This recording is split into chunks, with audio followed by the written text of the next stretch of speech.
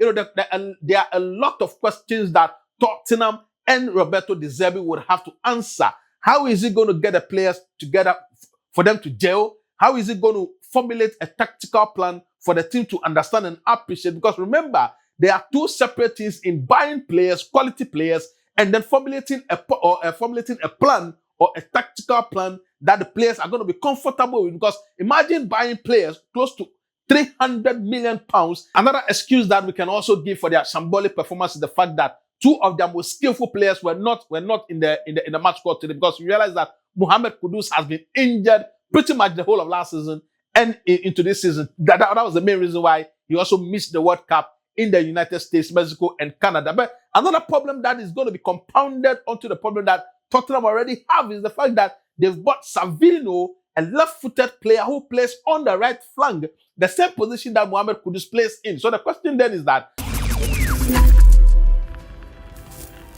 the woes of Tottenham Hotspur last season has continued into the 2026-2027 season, because if you look at the rebuild that they've been able to do, the fact that they were able to bring in Roberto De Zerbi from Marseille, and then they brought in some quality players. They've spent close to 300 million pounds in the transfer market, but on the day, it was telling that those numbers did not come to the party. The players that they bought, the players that they brought in, to shore up the team, none of them came to the party, and in essence, they were beaten by 3-0 by Brentford, a team that were solid, a team that tactically they were astute, they understood the role, they understood the information, they understood and appreciated their tactical dispensation, and it was the exact opposite from what we saw from Tottenham, because it seems like they were disjointed one. They had no fight in them. It seems like they did not understand the instructions that Roberto De Zerbi had given them, because if you look at the structure of the team in their 4-2-3-1 formation, the passes were not going through one, even though they had a couple of good chances where they should have equalized when the score was 1-0. But there are a lot of questions that Tottenham and Roberto De Zerbi would have to answer. How is he going to get the players together for them to gel? How is he going to formulate a tactical plan for the team to understand and appreciate? Because remember, there are two separate things in buying players, quality players, and then formulating a plan or a tactical plan that the players are going to be comfortable with. Because imagine buying players close to 300 million pounds and then not having the tactical system or not having the system that is going to suit the players. It was the same thing that happened today, and to me, I think that it was a poor performance. It was a shambolic performance from Tottenham, because what you wanted to see from a De Zerbi team, that free-flowing footballer, attacking footballer, we have seen him play from Brighton to Marseille. We did not see it on the day, and it is telling, because if you look at the way Brentford did play, and Brentford is a team that plays an attacking football, flamboyant football, expansive football. They are not going to be defensive. So as a coach, how do you negate that? How do you take the negatives out of the Brentford team and then reorient your team to attack them? And also mindful of the fact that you don't have the defensive solidity that you are going to crave for. And don't also forget that Tottenham, since last season or for the past 2 seasons, have toyed and played with relegation. Last season they were 17th.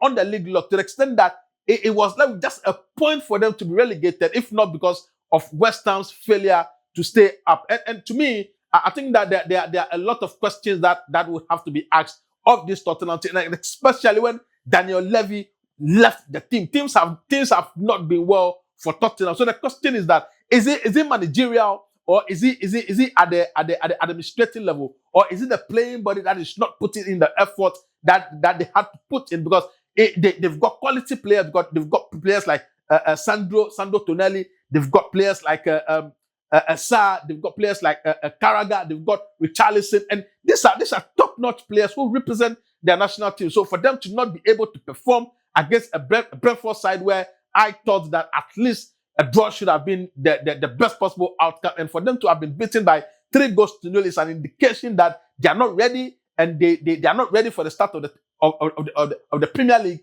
and it is telling that they were beaten. So De Zerbi would have to reorient. De Zerbi would have to bring up a tactical plan or a master plan that is going to suit the players, because, like I rightly indicated, the players are there to suit a plan. The players are there for you to craft a tactics or an information that is going to suit them, but not just bring them in and expect them to, to create magic. The magic would have to come as a result of the tactics and what you do on the training grounds. If not, I can tell you for the fact that Tottenham would be flirting with relegation again, because we have seen them do that.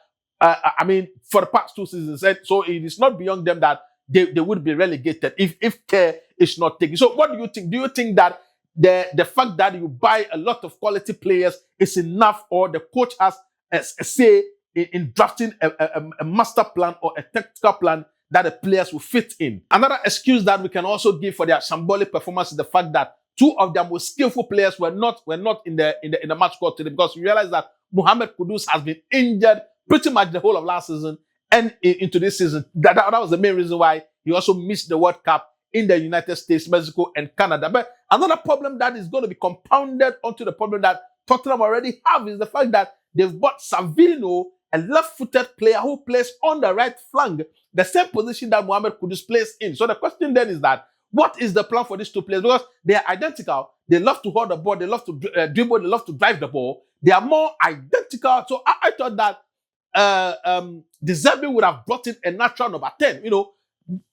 Savinho could play as a number 10. Yes, he could also play on the right flanks. Mohammed Kudus could also play as a number 10 or a number 8, and could also play on the right flanks. But the question then is that which player will be taken out, or there will be a tactical switch to accommodate these 2 players? Because at the end of the day, you can have 2 very good left-footed, right-sided wingers in your team, and then play one on the bench. Because at the end of the day, these are quality players. And the length at which Tottenham did go to buy Savinho from Manchester City should tell you that if he comes and he's fit, he's going to be a starter. He's going to be in the first 11 to start. But the question again is that, what is going to be the role between Savinho and Mohammed Kudus?